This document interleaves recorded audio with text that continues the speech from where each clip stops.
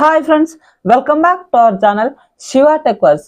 ఇప్పుడు మనం మొబైల్ కొందామని మొబైల్ షాప్కి వెళ్ళినప్పుడు అక్కడ అన్ని మొబైల్స్ చూసి అయితే మనకు కన్ఫ్యూజన్ వస్తుంది. ఏ మొబైల్ తీసుకుంటే మనకు సెట్ అవుతుంది అన్నది అక్కడైతే డిసైడ్ చేసుకోవడానికి చాలాసేపు అయితే టైం అవుతుంది. మరి మనం మొబైల్ కొనే ముందు మొబైల్ షాప్కి వెళ్ళే కంటే ముందుగానే ఈ రెండు ఫ్యాక్టర్స్ డిసైడ్ చేసుకుని వెళ్ళామంటే ఖచ్చితంగా మనం ఒక మంచి మొబైల్ని పిక్ చేసుకునే అవకాశం ఉంటుంది. మరి అవి ఏంటి అన్నది ఇప్పుడు ఈ వీడియోలో కంప్లీట్గా ఎక్స్ప్లెయిన్ చేస్తాను.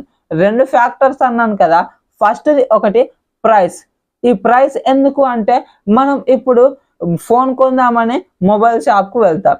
అక్కడికి వెళ్ళేసరికి అక్కడ వాళ్ళు 15,000లో ఒక మంచి మొబైల్ చూపిస్తారు, 18,000, ఇలా 20,000, 25, 30 ఇలా ప్రైస్ పెంచుకుంటూ వెళ్తూ ఉంటే మనకు చాలా మంచి మొబైల్స్ అయితే కనిపిస్తూ ఉంటాయి, వాళ్ళు అక్కడ చూపిస్తూ ఉంటారు. కానీ మనం అందులో ఏ మొబైల్ని పిక్ చేసుకోవాలి అన్నది మనకు అంత క్లారిటీ అయితే ఉండదు, అక్కడ కన్ఫ్యూజన్ వస్తుంది. కాబట్టి మనం ముందుగానే ప్రైస్ డిసైడ్ చేసుకొని వెళ్ళాలి. నేను ఇంతవరకు మాత్రమే పెట్టుకోగలను, ఇంత బడ్జెట్ అయితేనే మనీ అడ్జస్ట్ అవుతాయి అని అనుకొని ప్రైస్ రేంజ్ ఎంతవరకు మీ దగ్గర ఉన్నాయి డబ్బులు అన్నదైతే చూసుకొని డిసైడ్ అయ్యి వెళ్ళండి. అలాగే రెండు ఫ్యాక్టర్స్ అన్నాను కదా, ఇంకొకటి మనం దేని గురించి మొబైల్స్ కొందాం అనుకుంటున్నాము అన్నది. అంటే ఎగ్జాంపుల్గా మీరు ఫొటోస్ ఎక్కువగా దిగుతారు, లేదా వీడియోస్ తీస్తారు, యూట్యూబ్ కోసమైనా లేదంటే ఇంకా దేనికోసమైనా వీడియోస్ ఎక్కువగా తీస్తారు అన్నట్లయితే మనం కెమెరాస్ మంచిగా ఉండే మొబైల్స్ కొనుక్కోవాలి.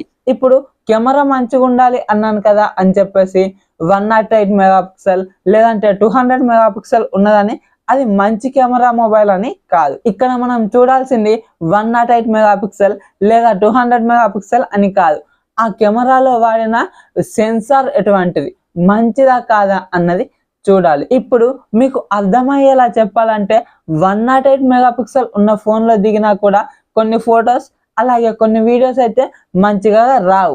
అలాగే 50 మెగాపిక్సెల్ ఉన్న కెమెరాలో దిగిన ఫోన్లో వాటికంటే మంచిగా ఫొటోస్ అండ్ వీడియోస్ వస్తాయి. ఇది ఎలా అన్నది మనకు కొంచెం అర్థం కాదు.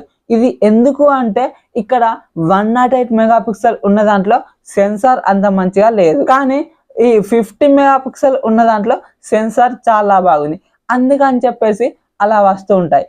ఇక్కడ మనం కెమెరా కోసం మొబైల్ కొందాం అనుకుంటే చూడాల్సింది మెగాపిక్సెల్ కాదు, అందులో వాడిన సెన్సార్ ఎటువంటిది అన్నది చూడాలి. అలాగే ఇప్పుడు మనం గేమ్స్ ఎక్కువగా ఆడుకోవడానికి మొబైల్ కొందాము అని అనుకున్నాం అనుకోండి, ఇక్కడ మనకేం మంచిగా ఉండాలి, ఒకటి మెయిన్గా ప్రాసెసర్, అలాగే ర్యామ్ అండ్ రోమ్ కాన్ఫిగరేషన్స్, ఇవి రెండు అయితే మంచిగా ఉండాలి. లేదంటే మనకు మంచి గేమింగ్ ఎక్స్పీరియన్స్ అయితే ఇవ్వలేదు. ఇప్పుడు మనకు మంచి ప్రాసెసర్ లేదనుకోండి, ఆ ఫోన్ ల్యాగ్ అవుతూ ఉంటుంది.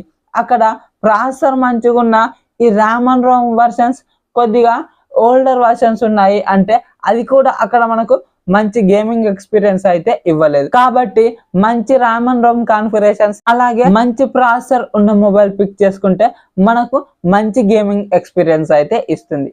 ఇప్పుడు మనం అలా కాదు, ఏదైనా బయట వర్క్ చేస్తున్న వాళ్ళు తీసుకుంటున్నారు అనుకోండి, అంటే ఓలా కానీ ఊబర్, స్విగ్గీ ఇటువంటి డెలివరీ బాయ్ జాబ్ చేస్తూ ఉంటారు చూసారా, ఇటువంటి వాళ్ళు తీసుకుందాం అనుకుంటే వాళ్ళకు బ్యాటరీ ఎక్కువగా ఉండే ఫోన్ అవసరం. ఎందుకంటే వాళ్ళు ఎక్కువగా ఫోన్ చూస్తూనే ఉండాలి, అంటే మ్యాప్స్ చూడడానికైనా ఆర్డర్ పడ్డప్పుడు చూడడానికైనా అదంతా బ్యాటరీ మీద డిపెండ్ అవుతూ ఉంటుంది. కాబట్టి వాళ్ళు ఎక్కువగా బ్యాటరీ ఉన్న మొబైల్ తీసుకోవడం ఉత్తమం. అలాగే కొందరు కంటెంట్ వాచర్స్ ఉంటారు, అంటే యూట్యూబ్లో ఎక్కువగా వీడియోస్ చూస్తూ ఉంటారు, అలాగే వీడియోస్ని డౌన్లోడ్ చేసుకొని చూస్తూ ఉంటారు. ఇటువంటి వాళ్ళ కోసం మంచి డిస్ప్లే ఉన్న ఫోన్ అలాగే మంచి బ్యాటరీ కూడా ఉండాలి. ఎందుకంటే ఒక వీడియో చూస్తున్నప్పుడు ఛార్జింగ్ అయిపోతే అంత మంచిగా ఎక్స్పీరియన్స్ అయితే ఉండదు. కాబట్టి మంచి డిస్ప్లే మంచి బ్యాటరీ ఉన్న మొబైల్ తీసుకోవడం మంచిది. మరి నాకు కొద్దిగా గేమ్స్ ఆడటానికి, అదేవిధంగా నేను కొద్దిగా కెమెరాస్ కూడా యూజ్ చేస్తాను అన్నవారైతే వాళ్ళు ఒక సార్ట్ ఆఫ్ ఆల్రౌండర్ ఫోన్ని తీసుకోవడం బెటర్. ఎందుకంటే అందులో కెమెరాస్ మంచిగా ఉంటాయి, అలాగే గేమింగ్ పర్ఫార్మెన్స్ కూడా మంచిగా ఉంటుంది. చెప్పాను కదా రెండు ఫ్యాక్టర్స్ అని, ఒకటి ప్రైస్ని డిసైడ్ చేసుకోవాలి, అలాగే మనం దేనికోసం మొబైల్ని కొందాం అనుకుంటున్నాము అన్నది కూడా డిసైడ్ చేసుకొని మొబైల్ షాప్కి వెళ్తేనే మనం మంచి మొబైల్ని పిక్ చేసుకునే అవకాశం ఉంటుంది. లేదంటే అక్కడికి వెళ్ళి ఏ మొబైల్ కొనాలి అన్నది కన్ఫ్యూజ్ అయ్యే అవకాశం ఉంటుంది. మరి ఈ వీడియోని ఇంకా లైక్ చేయకపోతే లైక్ చేసి మన ఛానల్ని సబ్స్క్రైబ్ చేయండి. సో దట్ నేను వీడియోస్ పెట్టగానే మీకు నోటిఫికేషన్ రూపంలో వస్తూ ఉంటుంది. Thank you so much for watching and by by now.